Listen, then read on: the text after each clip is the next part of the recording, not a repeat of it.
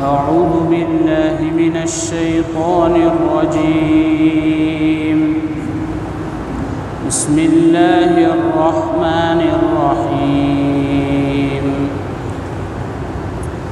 أفلا ينظرون إلى الإبل كيف خلقت وإلى السماء كيف رفعت وإلى الجبال كيف نصبت وإلى الأرض كيف سطحت فذكر إنما أنت مذكر لست عليهم بمسيطر إلا من تولى وكفر فيعذبه الله العذاب الأكبر إن إلينا إيابهم ثم إن علينا حسابهم۔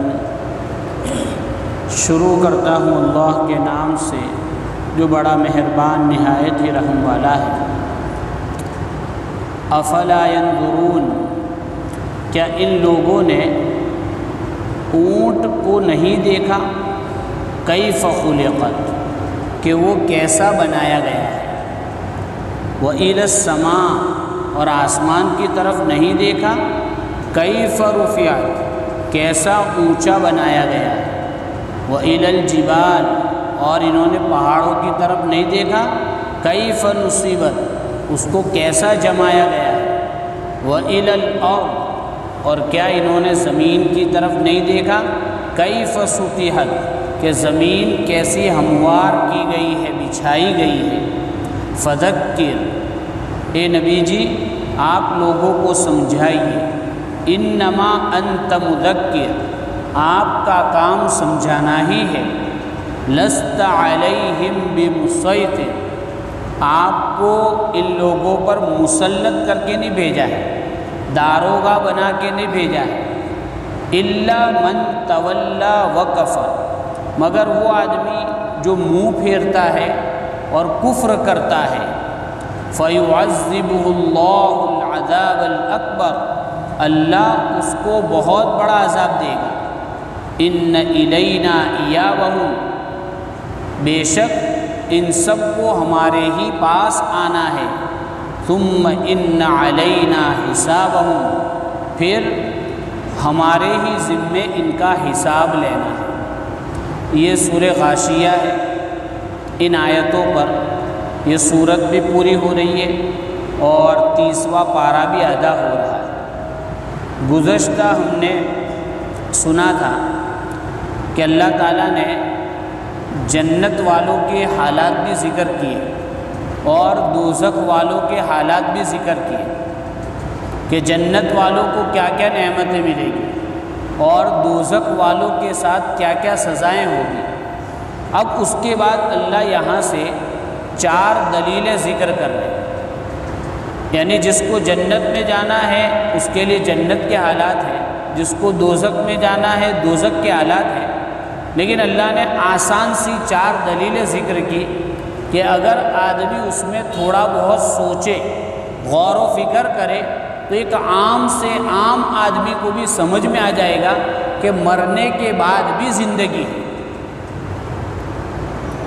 جن لوگوں کو اعمال کرنے نہیں ہوتے وہ کہتے ہیں کہ جنت دوزخ آخرت قبر حشر کچھ نہیں ہے، مر گئے ختم ہو گئے۔ تو ان کو سمجھانے کے لیے کہ ایسا نہیں ہے، دنیا کی ایک زندگی ہے اور دنیا کے بعد بھی ایک زندگی آنے والی ہے۔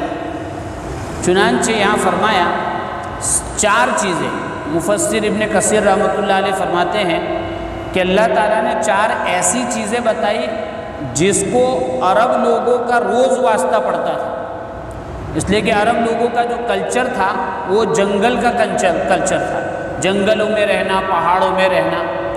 تو جنگل میں جاوے تو پہاڑ بھی ہوتے تھے، زمین بھی ہوتی تھی، اور اس کے ساتھ آسمان میں بھی دیکھنا رہتا تھا، اور ان کے پاس سب سے قیمتی چیز جو تھی اونٹ۔ ایک مرتبہ ایک دیہاتی آدمی آئے، حضرت انس رضی اللہ عنہ کہتے ہیں کہ حضور صلی اللہ علیہ وسلم نے ہم کو منع فرمایا تھا کہ ادھر ادھر کے سوالات نہیں کرنے کے، کام کی بات کرنے کی، تو ہم کچھ کام کے سوالات کرنے سے بھی ڈرتے تھے کہ کہیں یہ بے کام کا سوال نہ ہو، اس لیے ہم لوگ انتظار کرتے تھے کہ کوئی دیہات کا آدمی آوے حضرت کے پاس، چونکہ دیہات والوں کو اتنا وہ معلوم نہیں ہوتا تھا کہ حضرت کی مجلس کے آداب کیا ہے، تو وہ آ کے کچھ بھی پوچھ لیتے تھے، کچھ بھی پوچھ لیتے تھے۔ تو صحابہ کہتے تھے ہم کو انتظار رہتا تھا کہ کوئی آوے، تو ہم اس کو سوال پکڑا دیتے تھے کہ ذرا یہ سوال پوچھ لئیے۔ تو کہہ رہے کہ ایک آدمی آئے اور انہوں نے کہا کہ حضرت آپ یہ بتاؤ کہ یہ آسمان ہے وہ کس نے بنایا ہے؟ اللہ نے بنایا ہے؟ تو حضور صلی اللہ علیہ وسلم نے کہا بالکل اللہ نے بنایا ہے۔ پھر اس نے کہا کہ جس زمین پر ہم چلتے ہیں وہ کس نے؟ اللہ نے بنائی ہے؟ تو حضور صلی اللہ علیہ وسلم نے کہا بالکل اللہ نے بنائی۔ تاکہ یہ اونچے اونچے پہاڑ کس نے بنائے؟ اللہ نے بنایا۔ تو حضور صلی اللہ علیہ وسلم نے کہا کہ اللہ نے بنائے۔ پھر کہا کہ یہ جانور اور اونٹ وغیرہ سب کس نے بنائے؟ اللہ نے بنائے۔ تاکہ ہاں اللہ نے بنائے۔ تاکہ دنیا میں جتنی چیزیں ہیں وہ بھی اللہ نے بنائی ہے؟ تاکہ ہاں وہ سب بھی اللہ نے بنائی۔ تاکہ میں ایمان لاتا ہوں۔ کیا کہتے ہو؟ میں ایمان لاتا ہوں۔ اب یہاں پر یہ بات سمجھنی ہے کہ وہ آیا تھا دیہات سے آدمی، لیکن اس دیہاتی آدمی نے یہی 4 باتیں کہی کہ پہاڑ کو اللہ نے بنایا، زمین کو اللہ نے بنایا، آسمان کو اللہ نے بنایا، یہ جانور اللہ نے بنائے۔ اس سے پتہ یہ چلتا ہے کہ اللہ تعالیٰ نے قرآن ایسے حالات میں نازل کیا کہ لوگ سمجھ سکیں۔ اب اس زمانے میں ٹرین کی مثال دی جاتی، ایروپلین کی مثال دی جاتی، سائنس کی ریسرچ کی باتیں کی جاتی تو سمجھ میں نہیں آتا۔ تو بہرحال یہاں اللہ نے 4 باتیں، اس میں سب سے پہلے اونٹ کا تذکرہ کیا۔ اونٹ کا تذکرہ، اونٹ ہم دیکھیں گے ہائٹ میں بھی بڑا ہوتا ہے، اور سب لوگوں نے لکھا ہے کہ اس کی ایک بھی ہڈی سیدھی نہیں ہوتی۔ اونٹ کی ہڈی میں ایک بھی ہڈی سیدھی نہیں۔ پھر بڑا بھی بہت، ہائٹ میں بھی اونچا۔ اونٹنی ہو تو دودھ استعمال کرتے ہیں، اونٹ ہو تو اس کا گوشت استعمال کرتے ہیں، اس کا چمڑا استعمال کرتے ہیں، اس کے بالوں کے کپڑے بنائے جاتے ہیں۔ یہ خصوصیت ہے۔ پھر اونٹ میں ایک خصوصیت یہ رکھی اللہ نے کہ وہ بڑا صبر والا جانور، بہت صبر والا جانور، اتاولا جانور نہیں۔ ایک خصوصیت اس میں یہ رکھی کہ چھوٹا بچہ بھی اس کی رسی پکڑ لے تو چپ چاپ چلتا ہے، اتنا فرما بردار۔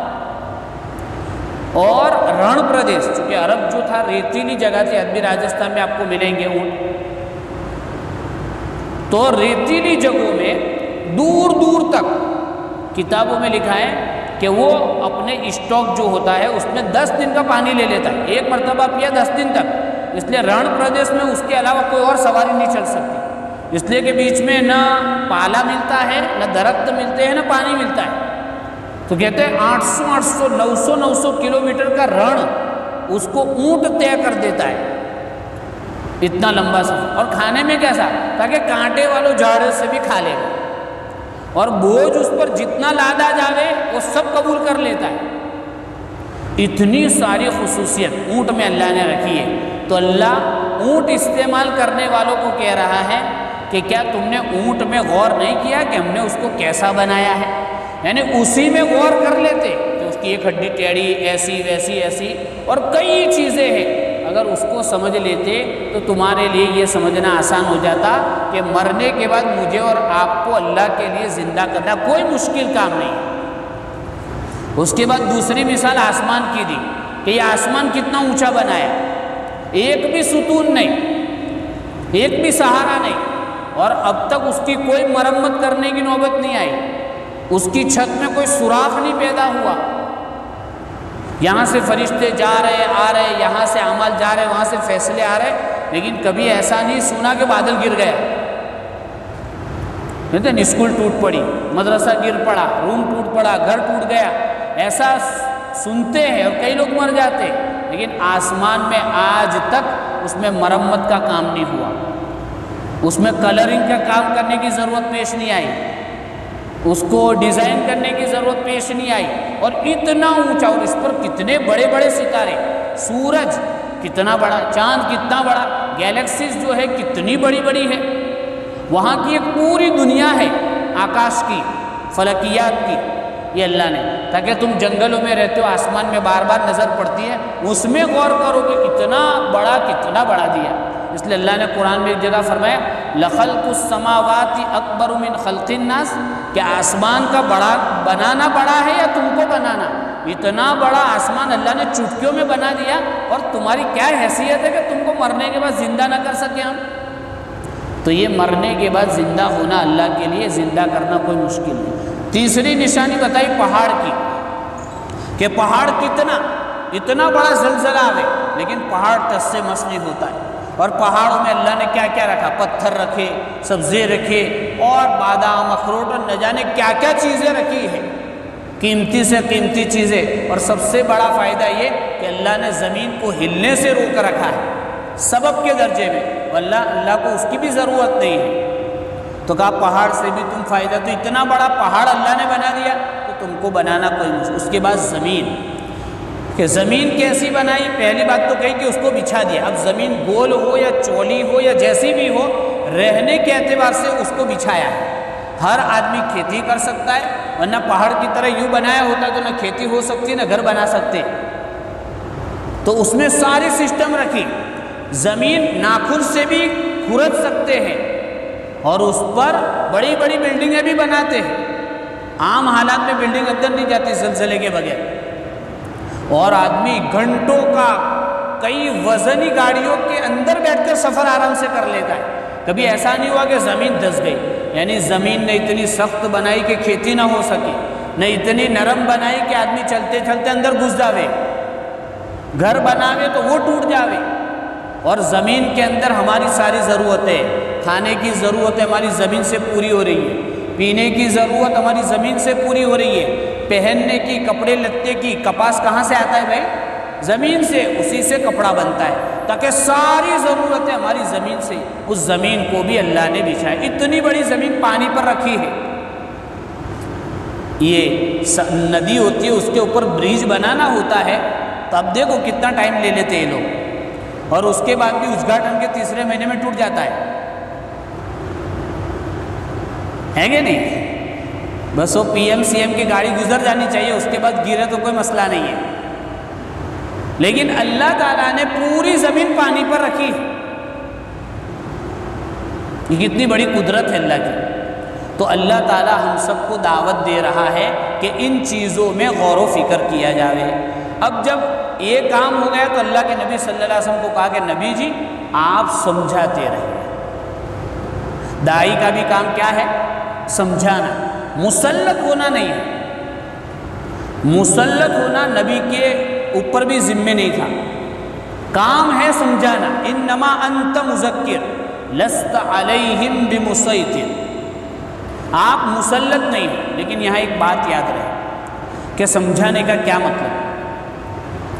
حضرت مولانا الیاس صاحب رحمۃ اللہ علیہ فرماتے تھے کہ بھئی ہمارا کام بہت آسان ہے۔ بھئی ہاسوٹ والوں کو آسان لگتا ہے نا؟ ارے بولو نا، جماعت کا کام آسان لگتا ہے؟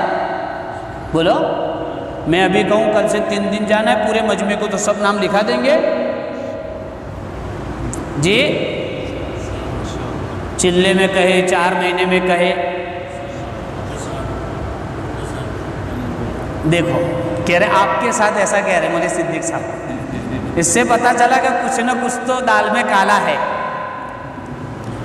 حاصل یہ ہے کہ کام، مولانا الیاس صاحب رحمۃ اللہ نے کہا کہ ہمارا کام بہت آسان ہے۔ تو کچھ حضرت کے پاس بیٹھے تھے، حضرت دکان پہ تالا مار کے جانا پڑتا ہے، آپ آسان کہہ رہے، گھر پہ خرچہ دینے کا اور خرچہ ساتھ میں لے کے جانے کا۔ تو کہ آسان ہونے کا مطلب یہ ہے کہ بھئی ہمیں اتنا کہا گیا کہ سمجھاؤ، یہ نہیں کہا کہ اس کو مسلمانت بنا دو۔ ہمیں یہ نہیں کہا گیا کہ نتیجہ بھی صاف ہونا چاہیے، تم جس پر محنت کرو مسجد میں آج جاوے، تم جس پر محنت کرو جماعت میں چلا جاوے، ایسا نہیں۔ نتیجہ ہمارے ہاتھ میں نہیں، لیکن ایک شرط لگائی کہ محنت اتنی کرو اتنی کرو اتنی کرو کہ اللہ کو رحم آ جاوے کہ یہ بندہ اس کے پیچھے اس لیے پڑا ہے کہ اس کو ہدایت مل جائے، یہ شرط ہے۔ نبی صلی اللہ علیہ وسلم کو کہا۔ اب اگر آدمی اتنی محنت کرتا ہے تو پھر اللہ کی طرف سے آیت آتی ہے فَلَا يَحْزُنْكَ كُفْرُهُ، اے نبی جی آپ کے پوری محنت کرنے کے بعد اگر یہ کافر رہتے تو آپ کو اب ٹینشن لینے کی ضرورت نہیں، اس لیے کہ آپ نے وہ کام کر دیا۔ لیکن اب ہم سب کو سوچنا ہے کہ کیا اتنی دعوت کی ذمہ داری میں نے اپنے لوگوں پر اور دوسرے لوگوں پر پوری کی ہے؟ جواب ہے کہ نہیں کی ہے۔ اس لیے ہم ابھی سے سوچے کہ ہمیں کوئی فکر کی بات نہیں ہے، یہ غلط ہے۔ ہمیں تو اپنے بس کی پوری محنت کرنی ہے۔ ماشاءاللہ ابھی آپ کے وہاں سے اسٹوڈنٹ کی جماعت گئی تھی، ان کی کارگزاری سنو، انڈیا میں افریقہ کی بستی میں کام کر کے آئے ہیں، کتنی محنت کی۔ تو میں نے ان کو کہا کہ جتنی وہاں محنت کی ضرورت ہے اس سے زیادہ یہاں بھی محنت کی ضرورت ہے۔ آدمی ہر جگہ محنت کرے، ہم سب کو محنت کی ضرورت ہے۔ تو فرمایا لست علیہم بمسیطر، اب سمجھانے کے بعد بھی من تولا وکفر، کسی نے نہیں سمجھا اور اس نے غلط راستہ اختیار کیا تو اس کو اور اللہ کو چھوڑ دو، وہ اور اللہ اپنا مسئلہ نمٹ لے گا، ہمیں اس میں انوالو ہونے کی ضرورت نہیں۔ ہم دعا کریں گے، سمجھائیں گے، اللہ کہہ رہے ان کو آنا بھی میرے پاس ہے اور حساب بھی مجھے ہی لینا ہے، میں نمٹ لوں گا۔ یہ سب باتیں اس صورت میں ہے جس کو ہم ہر جمعہ کو سنتے ہیں۔